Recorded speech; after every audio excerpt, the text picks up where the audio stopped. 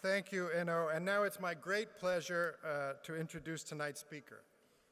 Jacqueline Bhabha is a professor of practice of health and human rights at Harvard T.H. Chan School of Public Health and the director of research at the Harvard FXB Center for Health and Human Rights. From 1997 to 2001, she directed the Human Rights Program at the University of Chicago, and prior to that, she was a practicing lawyer in London and in the European Court of Human Rights in Strasbourg. She's published extensively on international child migration, refugee protection, children's rights, and citizenship, and she currently serves on the board of the World Peace Foundation, the Institute on Statelessness and Inclusion, and the Journal of Refugee Studies. It is not in any way an exaggeration to say that none of us would be here without Jackie. I know for certain I would not be here without Jackie because 18 years ago, for the last 18 years, when people ask me, where did the idea for Scholars at Risk come from, I have offered various answers, most of which included some point about inspired by the programs that assisted the scholars of the 1930s. And all of that was true. But the much simpler and more direct answer to the question was it was Jackie's idea. And that is also true because Jackie was a leading voice in an interdisciplinary small group of faculty at the University of Chicago who in 1998 said there ought to be a program to help scholars like there was in the 1930s. And they made it happen. And that led me to be visiting the University of Chicago in an actually beautiful sunny day in February, winter of 1999, and being offered the chance to be a part of this important work. So those who are following, Jackie was my boss. One last thing I should share, as we were getting ready getting the project ready, we were fishing around for a name. And so I put a list together. And many of you may know that we recently moved our offices in New York after 15 years, and I was going through the files, and I found the original list of names. We don't have time for a poll for you to guess, so I'll tell you there were 79 options on the list, all with variations of scholar, academic freedom, or university somewhere in the titles. And I can tell from my notes on the piece of paper, where I had little check marks, that I was favoring a few, one of which was Academic Freedom Monitoring Project. So I lost then, but we started using that one later, so I got one. And others were Academic Freedom International and Academic Freedom Exchange. But in my memory, it was Jackie who gave us Scholars at Risk. And I think it was because her vision for the project and her passion has always been firmly anchored in the core mission, that we are here to help scholars. We are here to organize a community to help as many scholars as possible. And it was that passion that carried us forward. It's the passion that carried us through our first 10 years with Jackie as our board chair, and it's still at the core of what we do today. So Jackie, I know neither of us ever imagined this, but I am so thrilled to have you here, and please, please join me up here.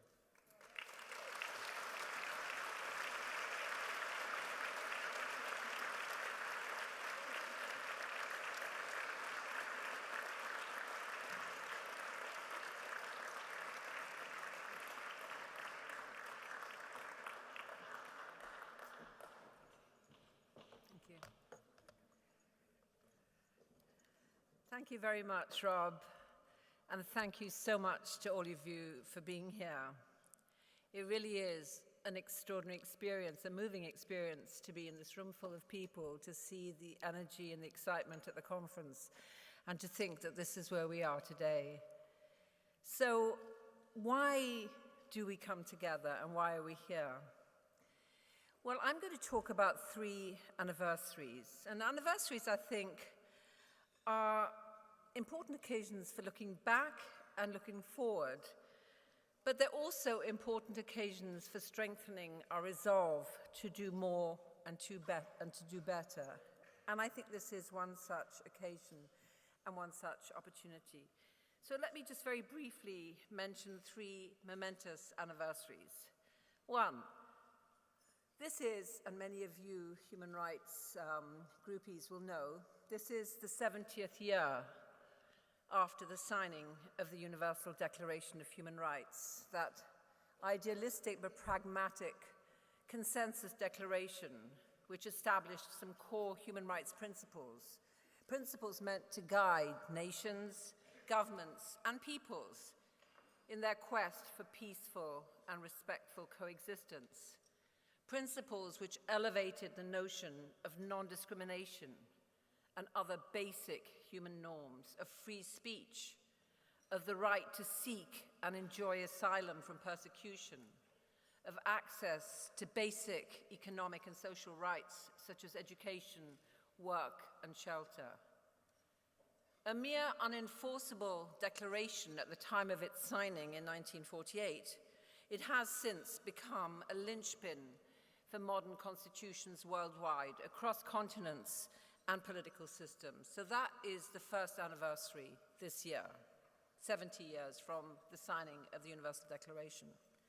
Second anniversary, 20 years ago this year, the germinating seeds for scholars at risk were sown, and Rob's just talked a little bit about them.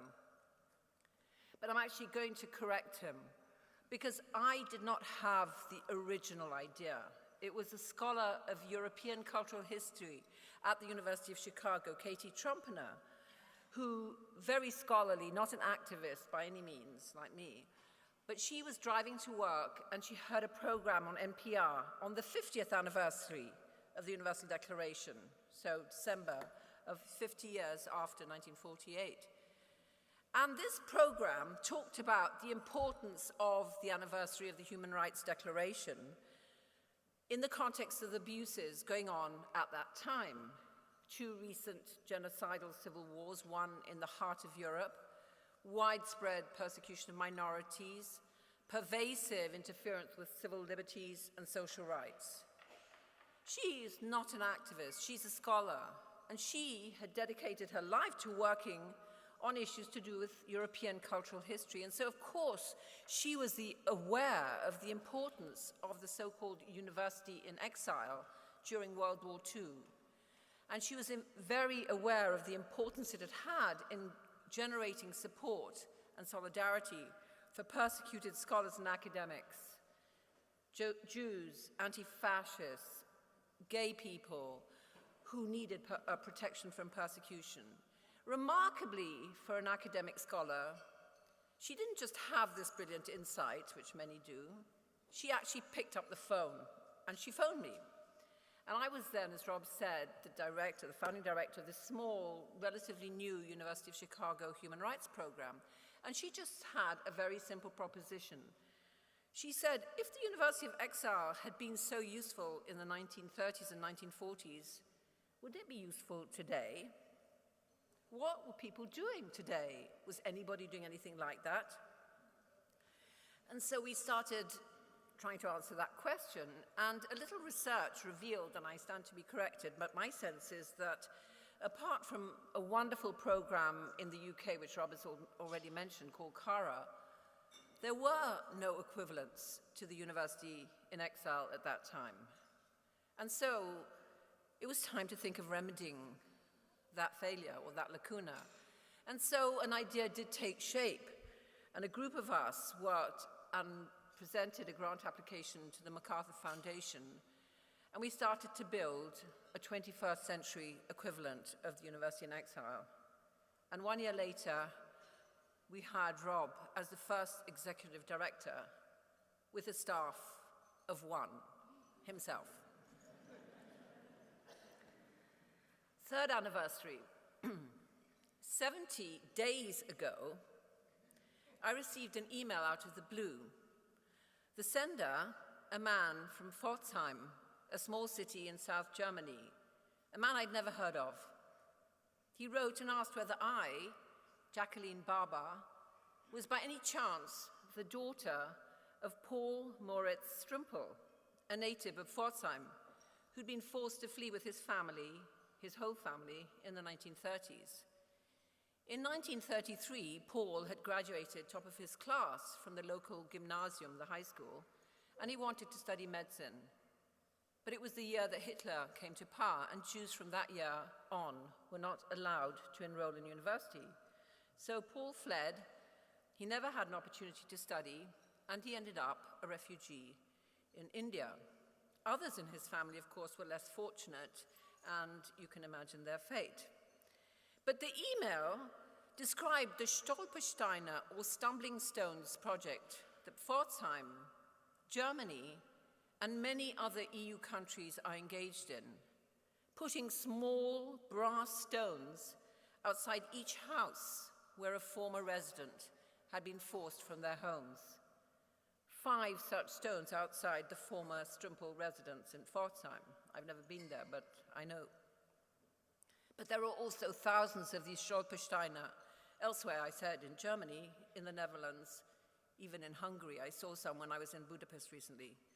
And yes, of course, Paul was my father. He did not live to see the reunification of Germany or the inspiring political leadership in refugee protection that occurred from 2015, or the terrifying rise of the AfD as the third largest party in Germany's parliament today. These 3 anniversaries go to the heart of why we're here today. First, the importance of basic principles of justice, equity, and freedom to guide and restrain those with power, to energize those with vision and solidarity, and to empower those facing oppression. Second, the imperative of acting and organizing in the face of injustice, the determination to make a difference, one phone call, one visionary grant maker, one careful, systematic, and brilliant leader and institution builder, and now thousands of committed activists and a global movement to advance academic freedom as a personal entitlement and a collective obligation. And third, the precarity of democracy, the imperative of vigilance, the urgency of addressing injustice as it occurs, as it spreads, as it percolates. Today, we celebrate the enormous vitality of Scholars at Risk, the exciting realization of supportive institutions, partnerships of many different shapes and sizes that change lives, that provide some redress from tyranny and oppression, that reward courage and the determination to do what is right. And we celebrate the power of innovation to build inextricably strong ties between casework that benefits individuals and political leadership that transforms societies, that restless back and forth between human solidarity and collective vision. But we also take stock of threats, of defeats, of enormous risks, some of them on a terrifying scale. I was in Budapest at the Central European University only a few weeks ago, and I know you heard today from that university's provost. Since my visit, an openly racist and fascistic government has been re-elected with a strong mandate, and scholars at the CEU have, in that country's press, been branded as mercenaries of Soros, a vilification of one of the visionary leaders and of one of the visionary institutions in that part of the world, an openly racist attack on academic freedom. Similar trends are all too visible on every continent. So what we do matters, and it matters hugely to the individuals whose lives are changed, to the institutions whose goals are elevated, to the activists whose endeavors give meaning to their own lives and the lives of others, and to the societies that collectively we hope to transform. Without the freedom to think, to question, to explore, we atrophy. We cannot, and I'm sure we will not let that happen. So thank you all so much for being here and for being part of this remarkable and critical movement.